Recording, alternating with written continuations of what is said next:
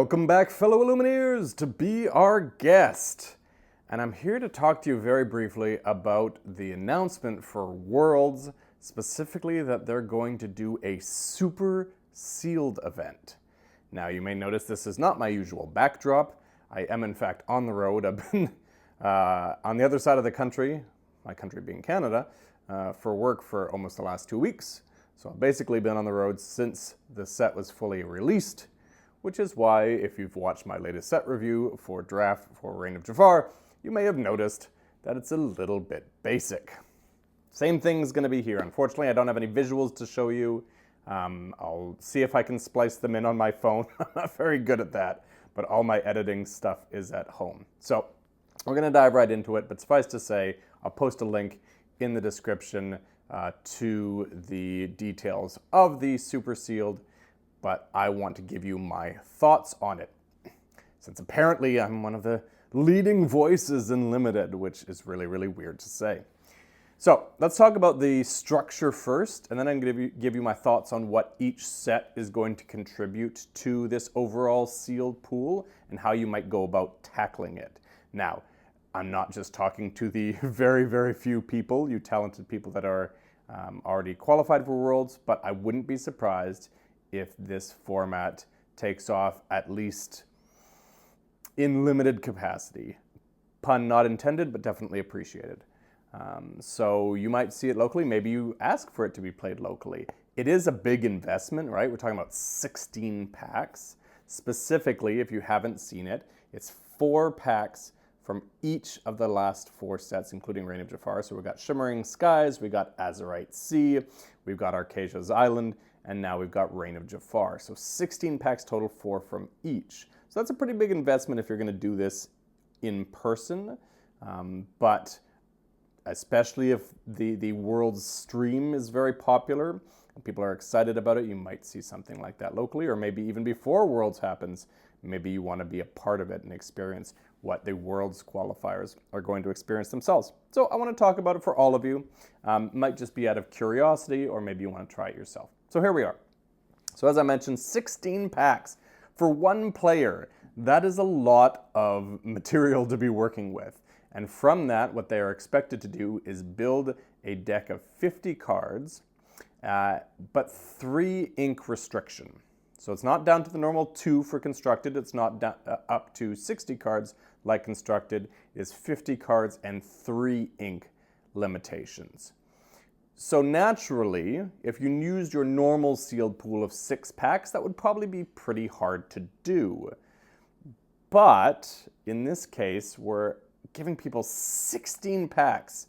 So 266% of your normal pack number of cards, number of packs, right? More than twice the number of packs. And honestly, I'm sure they've tested this before they came with it, but my first thought was, that's more packs than you need. And here's my thought about it, and this is why I sometimes like Draft better than Sealed, and it's going to be even more so for this Super Sealed, which is to say, the more cards that you introduce, Mikey from Tombkeeper, I'm looking at you specifically, the more cards that you introduce into a limited pool, the more chance the decks have to be relatively powerful.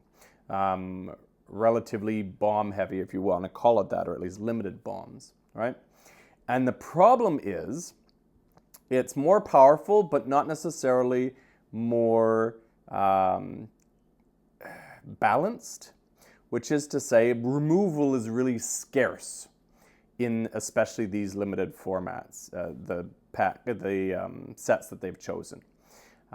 And as such, when your opponent's got some really powerful cards, and maybe you do as well, you're really just bashing into each other. There's not a lot of nuance there. There's not a lot of gameplay there. And so I like Draft, and I like smaller, limited formats. Not as small as Pack Rush. Pack Rush is great for a kind of quick fix, but because it limits the potential that we're going to get into this situation where we've just got both really powerful decks, but they can't really interact with each other other than challenging. And it's just kind of who gets to those first. So what I would have liked to have seen is more, a bigger challenge, quite frankly, to create a cohesive deck with those restrictions, right? If I'm only given 12 packs and I've got to make a 3-ink 50-card deck, I've got to be really clever with how I go about it. Now, in any given pack, what's the average? We got 6, so we got 2 cards per pack, which means that we'd only have 48 cards out of 3 ink inherently. So maybe that's what they're thinking, right? But then why not give them 12 packs and say make a 40-card deck with 3 ink or something like that, right? I don't know. Again, I haven't tested this, and I'm sure they have. They would have probably tested it a lot before introducing this new format, but it just feels like too many packs.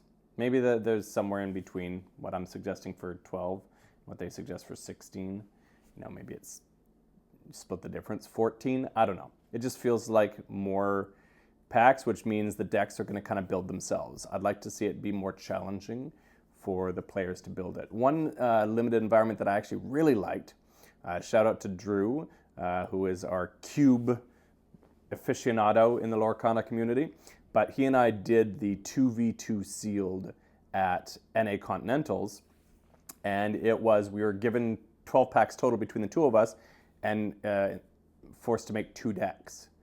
And the nuance that came with that, the challenge of, okay, how do we build 2 balanced decks versus just making a super powerful deck and one that struggles, right? How do we make 2 decks that work?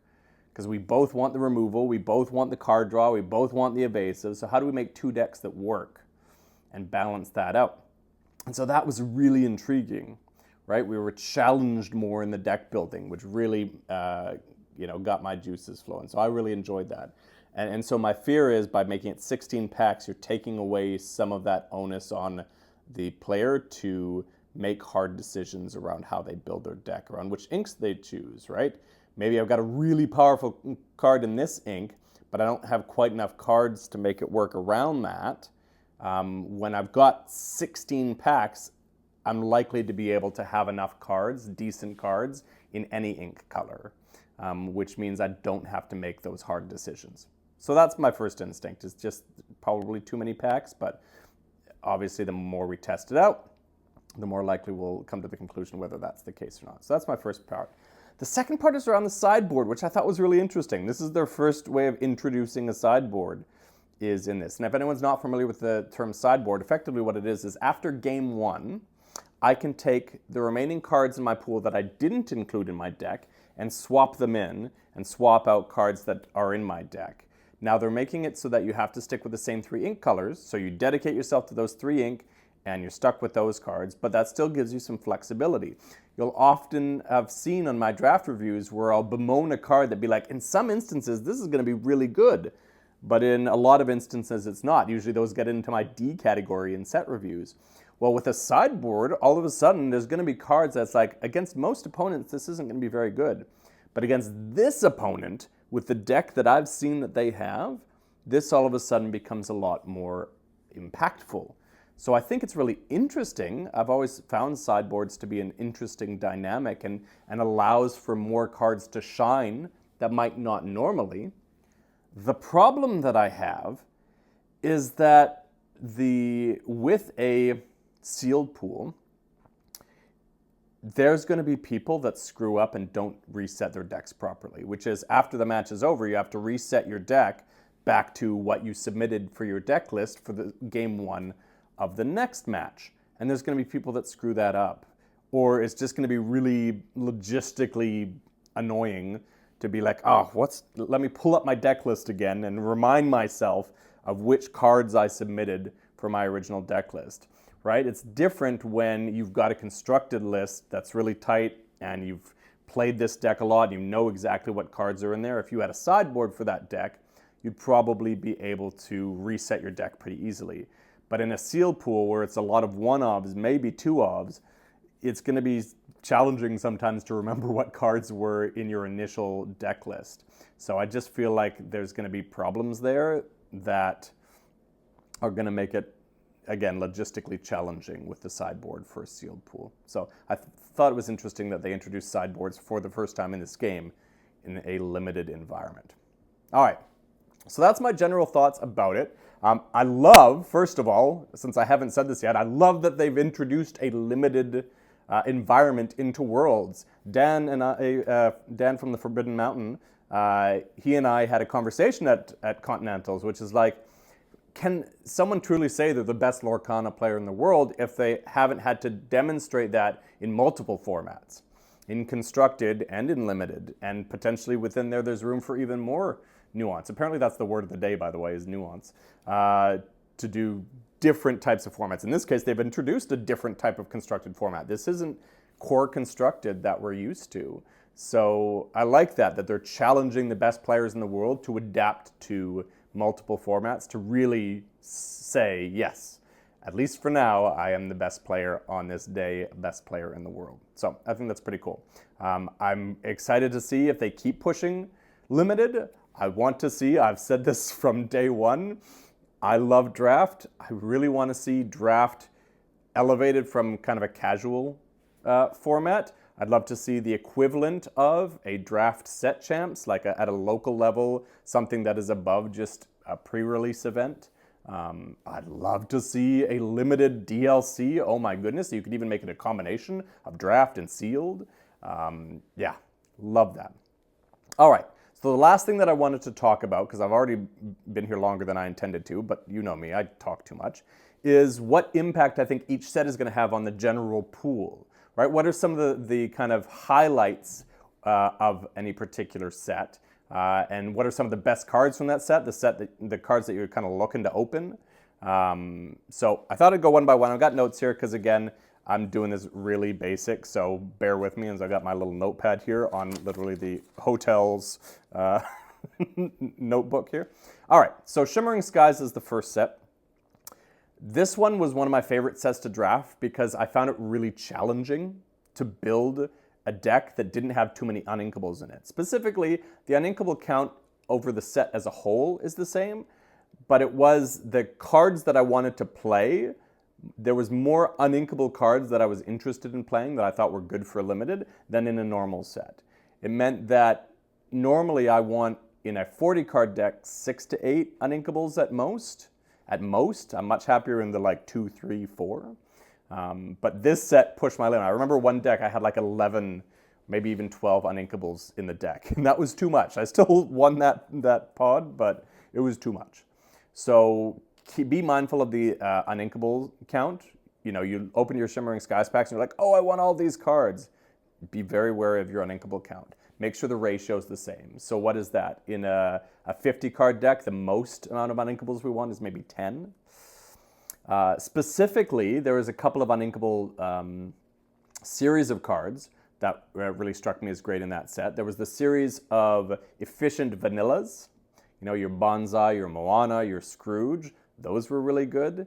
And then your Uninkable 9-drops. There was at least 3, and you could even count 4. If you go back and watch the set review, that were impactful. I think Robin Hood at the top of those. So that's another series of Uninkables. And of course, my favorite 1-drop of all time, Uninkable Arthur, Sparrow, the 1-cost Uninkable 2/3 Reckless, for me was just the height of efficiency, and I absolutely adored that. Something to keep in mind for sealed, especially a sealed of this caliber, which is to say, again, lots of cards, lots to choose from, is sealed tends to play out slower than draft. Not exclusively, you can still go tempo, you can still go aggressive, but on average, sealed tends to play out slower than draft. Sometimes you'll have players that don't drop anything until turn 3. Now you can punish them by going under them, by going more aggressive, but then you're going to be punished by someone that has your average deck that's kind of more of a mid-range. So mid-range tends to be the best course of action in sealed. As such, I don't think Arthur is nearly as good in sealed as I think he was in draft. I could curate a deck through draft that was more aggressive, that would take advantage of Arthur. But keep in mind, Arthur is also a good stalling device. If you want to go big, you put out Arthur early, and it disincentivizes your opponent from questing early because they're probably smaller bodies, right? So there's something to be said for it, but the fact that he's uninkable, I think, is going to mean that he isn't nearly as good in sealed. Sad. Sorry, Arthur. What are some of the top cards you're looking for? 6-drop Legendary Jafar has got to be the best limited card in most of these sets. If you open that, you're doing very, very well. It completely blanks your opponent's 4 drops and less, which is wild. Yeah, you're going to be playing 5 and 6 drops, but not a ton, which means that it blanks most of your opponent's deck. Doc, he's popular in Constructed. This is a card that is equally as good in Constructed and in Limited. In Limited, you can't tend to live off the top of your deck. You tend to be top decking, so a card that is beneficial to that, right? That makes it so that when you top deck him, you can refill your hand and get a body to show for it. Very good. Elsa, 5th Spirit. When I did my set review, I questioned how good she was relative to some of the other evasives. I think she's even better in this environment where the card quality is going to be better, and so being able to exert your opponent's characters as a quasi-removal, especially since these sets are really shy on removal, I think it's going to be very powerful. And the Emerald Scar, the 4/2 for 4, that lets you draw cards when you challenge into a damaged character. Again, card draw is very key, especially in a high-powered. The higher the power level of the limited environment, the more important card draw is, because you're drawing into more powerful cards. When I'm drawing cards and my deck's not that powerful, it's not as impactful. When I'm drawing cards and my deck's filled with powerful cards, that becomes more impactful. So looking for avenues to draw cards. So that's Shimmering Skies. Azurite Sea, quite a few 2-drops that are just absolute menaces in this set. The pirate theme, the pirate synergy almost got there in this set. I don't think it quite got there, but specifically if you have Wendy Darling, she's going to want you to go for pirates, but I'm thinking more specifically of Gogo Tamago and of Calhoun. Those were absolute menaces in the 2-drop slot. This is going to be the same for pretty much all the sets, but the next 2 sets, Azurite Sea and Arcasia's Island especially, were super light on removal. So what removal you can get, Twin Fire in this set being kind of at the forefront, you've got to be looking to include that. You might include removal that you're not particularly thrilled about just because there isn't many options. Lots of evasives. Again, you have to have solutions for that. So if you're really light on evasives, look at the 2 items that are in this set, Pixie Dust and Longboat. That might help you deal with some of those evasives. I don't think they're very good if you've already got good evasives. I think that they become superfluous at that point, but they might be necessary evils if you're light on ways to deal with evasives. Best cards in this set, Genie, oh my goodness, hands down, card draw and a 2-lore evasive, amazing. The 1/3 evasive Tinkerbell, Captain Hook, the 3-drop Emerald character, again for some card draw, and then the aforementioned Gogo Tamago and Calhoun, absolutely. All right, Arcasia's Island. Low on good 1 to 2 drops, which you might say benefits a sealed environment because it's going to be slower anyway. But if you can get a good quality 1 and 2 drops, not just forcing them in there, but if you get good quality 1 and 2 drops and you think you can go aggressive, you might be able to capitalize on someone that thinks sealed is going to be slower, that doesn't have those good 1 to 2 drops from their 4-packs from Arcasia's Island, and just goes a taller strategy. We like to say big and bad characters are considered a tall strategy versus a wide strategy for smaller characters. So if your opponents are going tall and you can go wide ahead of them, you might be able to take advantage of that. It is a bomb-heavy set. This set was ridiculous. Just deciding which cards to list as the best, I listed 6, and I could have kept going, which is an unfortunate thing. Again, as I said, in a pool where we're already going to be kind of overstuffed with bombs. The thing is, this set and Reign of Jafar has the 2-color cards, and you're going to be restricted to 3 colors. So maybe you get some 2-color bombs that are in one of your colors, but not the other, which means you can't play them. So that's going to make, I think, for an interesting dynamic with your Arcasia's Island pool. Some crazy evasives in this set. Make sure you have solutions for evasives. Best cards, again, I could go on for ages, but Mushu, Bagheera, Snow White, the 4-drop 2/2 that can't be challenged, Fidget, and Perla are just some of the few amazing cards in this set. I'm not going to go into Reign of Jafar and how it impacts the pool, because if you want to know how I feel about Reign of Jafar, you got to check out my review videos that are coming out this week. So we'll leave it at that, but hope you all appreciate the thoughts. Would love to hear in the comments some of your thoughts on this new format, on Limited in general being brought into the limelight for Worlds, and maybe for future more competitive events, and love it. Hope you're excited about that as well. That's it for now. We'll see you tomorrow for our next set review for Reign of Jafar. Thanks very much.